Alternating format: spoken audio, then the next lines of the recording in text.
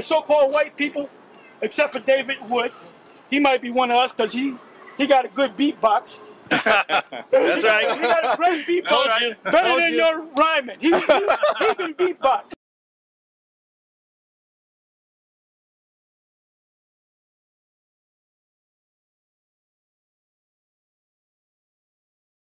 Except for David Wood. He might be one of us because he got a good beatbox.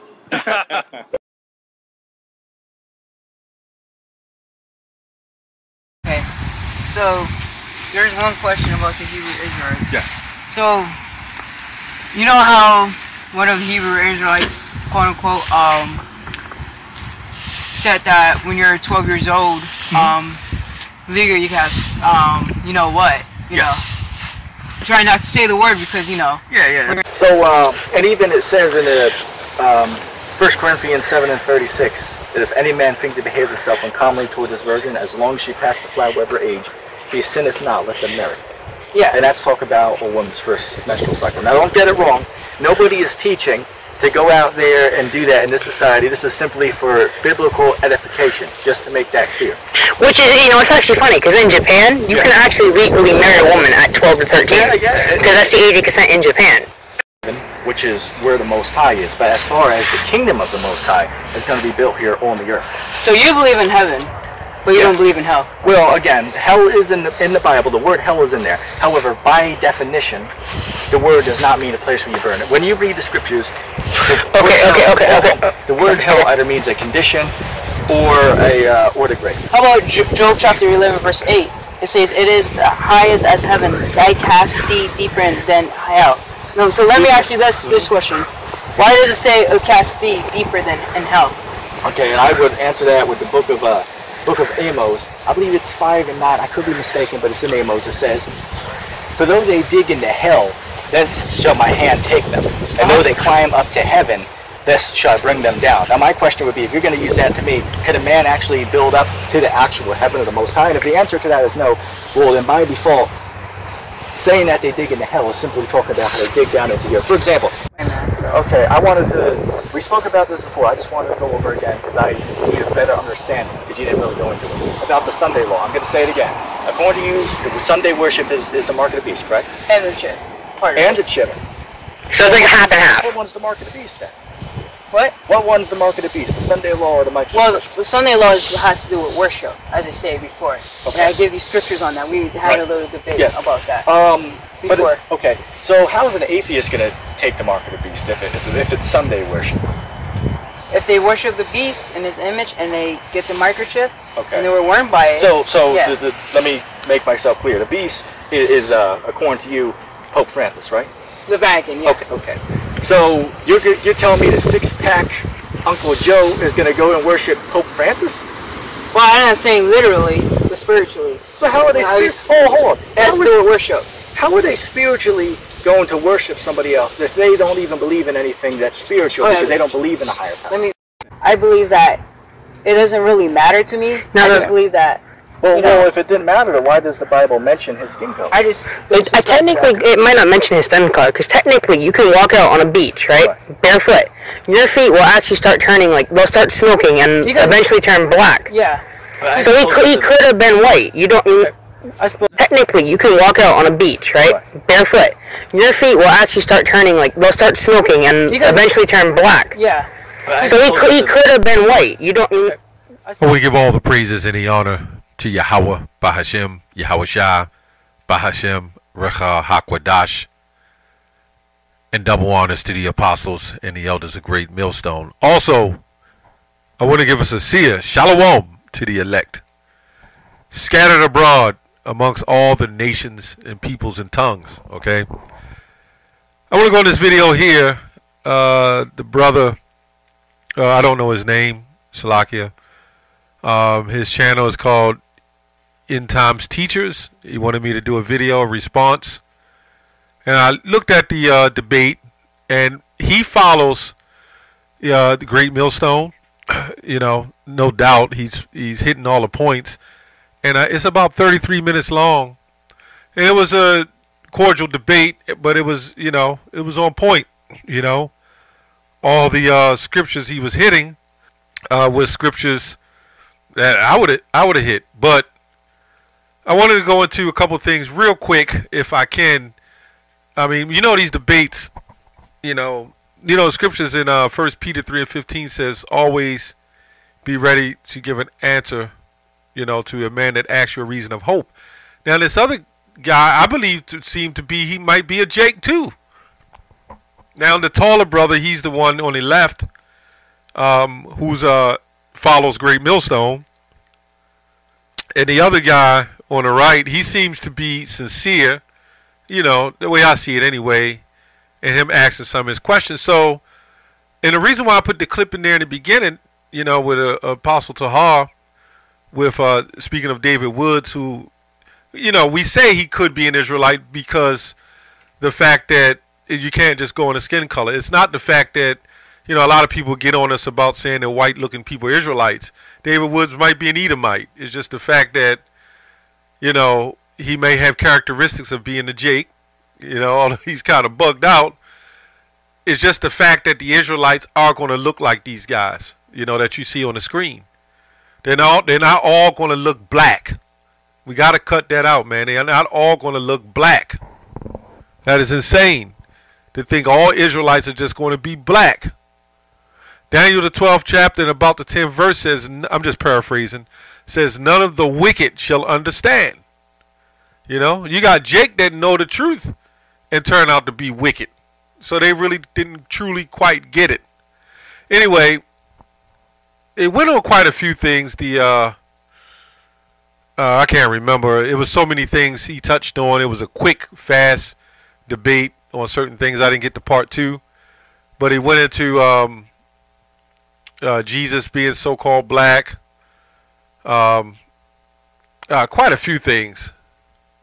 The mark of the beast, saying it's Sunday worship in the Vatican, but it's the chip too. Yeah. The mistral flower, a woman, a young woman of her age, when is she ready to conceive? Just a few things. But I want to touch on, because I would be here all day trying to break down this video because they went into so many topics. So I'm going to just jump to the points. We're going to go first into this thing with let me go to the thing with the Vatican, okay? When they say the Vatican is the mark of the beast, or Babylon or something like that. Let's go to Revelation. I'm not going to stick to it, but you got to read it for yourself. Go to Revelation 17th chapter and the 15th verse. In fact, it would be a mystery because when you read the 5th verse, it says, and upon her forehead was a name mystery, Babylon the Great, the mother of harlots and abominations of the earth. Right? Now, everybody know the wicked don't sleep where they do the wicked. Right? You're not going to sleep where you do all your wickedness at. So, these people that run the world, they sleeping over there. So, where's this wicked place? That was number one. America, Babylon, when we say America, was set up under slavery. Okay, that has to be the most wicked land on the planet. Read Numbers 35 and 32 and 33. Right, this place was brought in for trade, import, export. This was set up for the storefront of the world. Right, so I'm just going to go to verse 15. And he saith to me, the water which thou sawest where the whore sitteth are peoples and multitudes and nations and tongues. Okay? So, what place on the planet that you have more of that going on? That's America. Okay? Let's go. And, if you can't get it, you can't get it. Because I'm trying to hit quite a few points in a short amount of time. Revelations 18:11. And 10, it says, stand afar off for the fear of her torment, talking about Babylon, saying, alas, alas, that great city. See, everybody think the Vatican because it says Vatican City. The word city just comes from citizen, okay? First of all, this whole place is a city, okay? That great city, Babylon, that mighty city, for in 1 hour thy judgment cometh, right? And the merchants of the earth shall weep and mourn over her, for no man buyeth their merchandise anymore. How many people buying merchandise from the Vatican City on high levels? Who has the biggest trade on the stock market? And don't tell me the Vatican City.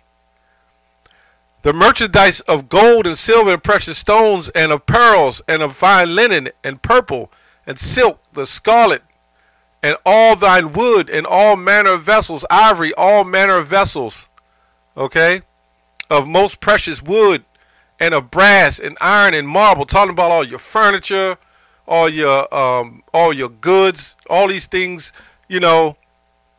When these revelations was sought, this is what he saw, you know.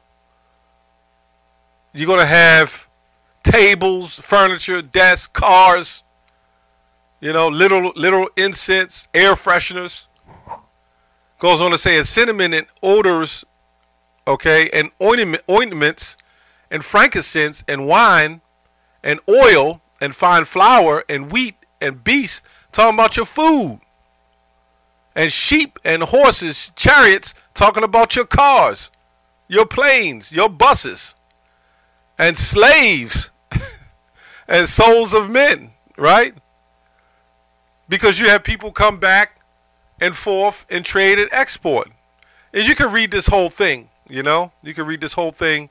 The Revelation 18th chapter proves this is not talking about the Vatican, man. It have nothing to do with Vatican City. That's an old doctrine that other Israelites picked up on as well. But I want to jump over here to the this hell doctrine. Let me see if I can squeeze this in. Matthew 5:30. And it goes, I'm going to show you there's two different hells and there's two different heavens. Okay?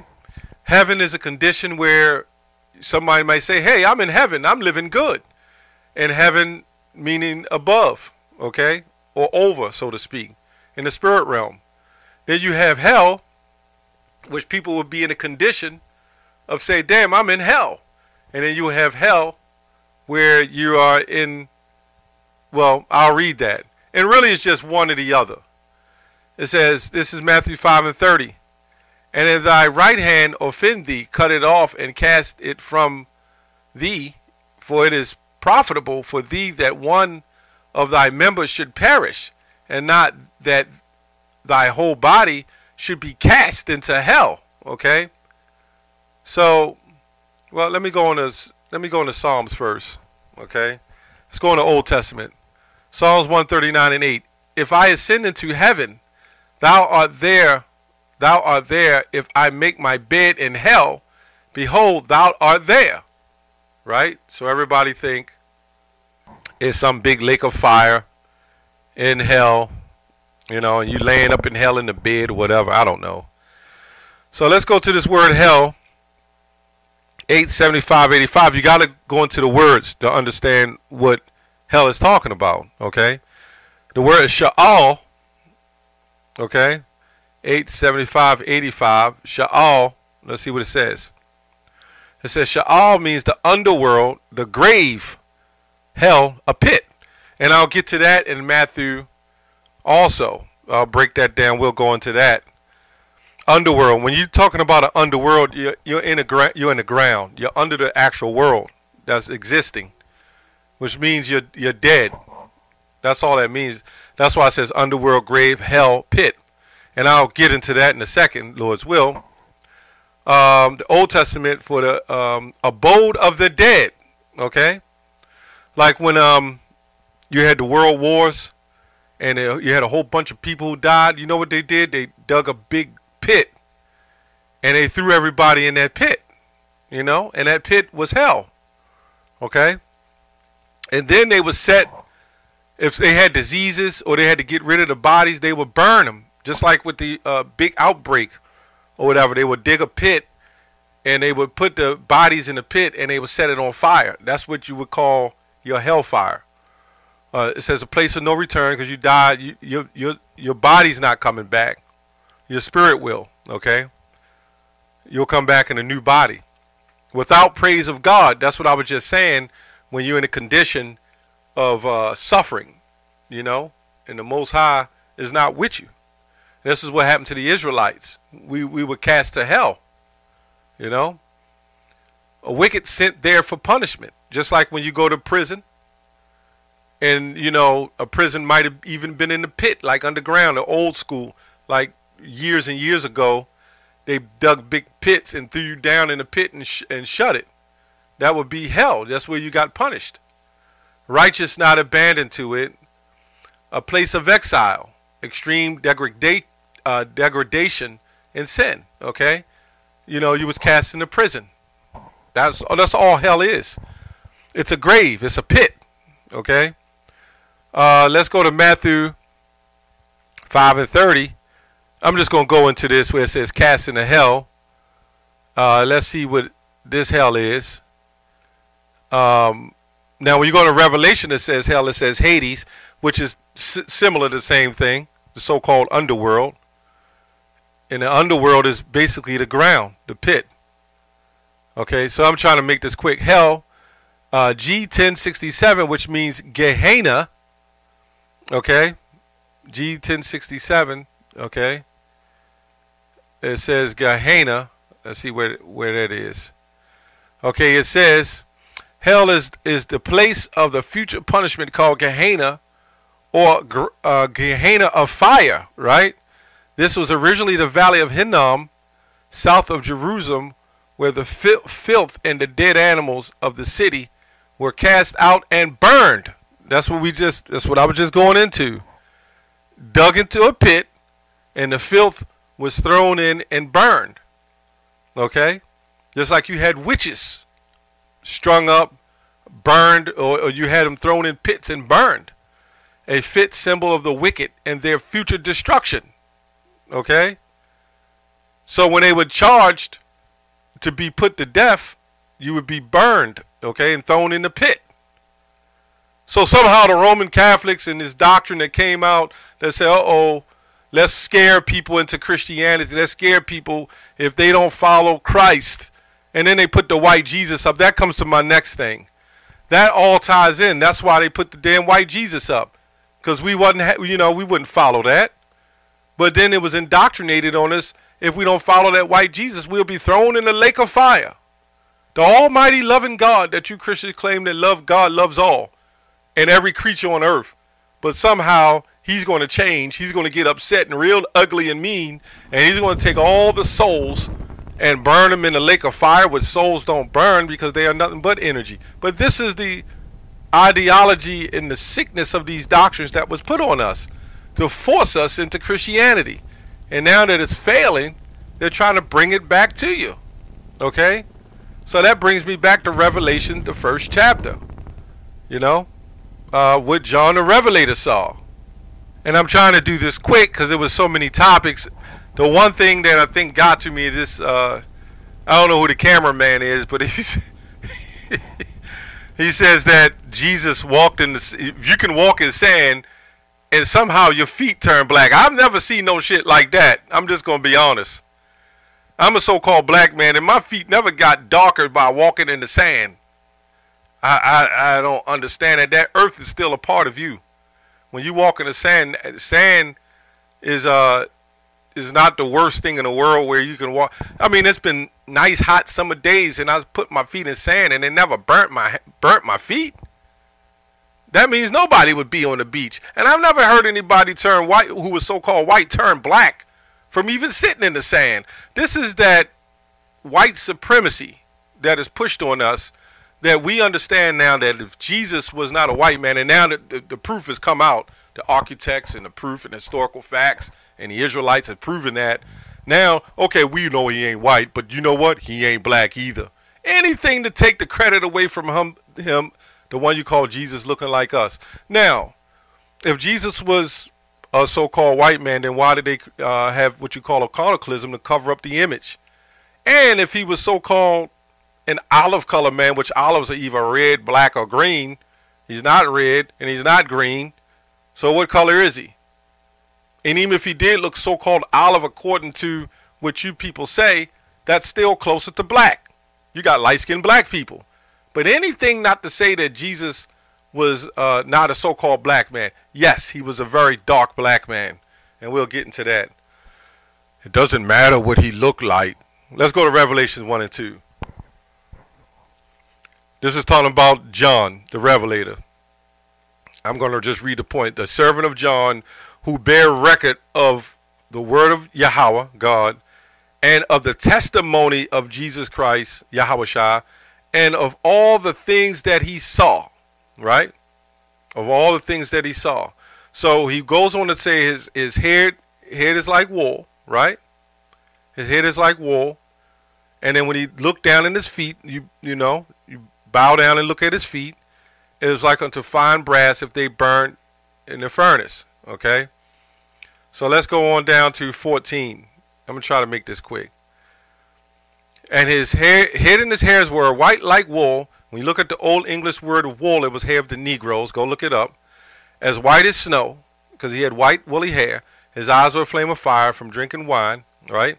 And his feet like unto fine brass if they burned in the furnace. Why did he say his feet? Because you couldn't see his legs. He had a garment, a girdle and a garment down to the paps. When you read the 13th chapter, he had a long garment. So what he saw was his feet. Like, damn, man. They'll do anything to take the credit away from the Most High's Son. He was not a so-called white man. He was not an olive-complected man. He was a so-called black man. See, these people want you to stay ignorant, man. And his feet like unto fine brass as if they burned in a furnace. Burned mean past tense. This guy said, oh, red and glowing. Nah, that's another interpretation. False, wrong, lost again. As if they burned past tense in the furnace. You take a white piece of paper and you put it in the furnace and let it cook. Yeah, it'll glow red, but when it's done, it'll be burned in the furnace. Let's go to another scripture real quick. This is sickening, man. Let's go to Daniel 10 and 5. Then I lifted up mine eyes and looked, and behold, a certain man clothed in linen, whose loins were girded with the fine gold of Uphaz.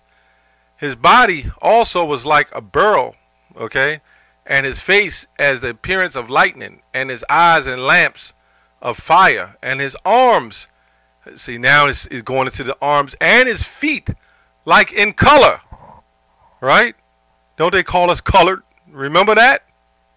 Like in color to polished brass, right?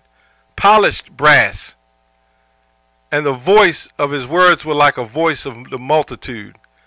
I don't have too much else to go on it. I just wanted to touch on it. I don't know if I'll touch on another part, but there were so many parts of the video. I think the brother hit all the points. And I think in that short amount of time, you're trying to debate, 30 points in a short amount of time. But it's all about truth's sake. And this is why the truth is more and more getting out there. And it's causing more and more controversy. And it's going to cause more and more people to see that this is the truth. And they'll get out of Christianity. And they'll say, the Bible, this kind of God, I don't want to believe that. That's not how I was raised. Or you're going to have a lot that wake up out of Christianity and come over to the truth. That's all I have on that. Shalom.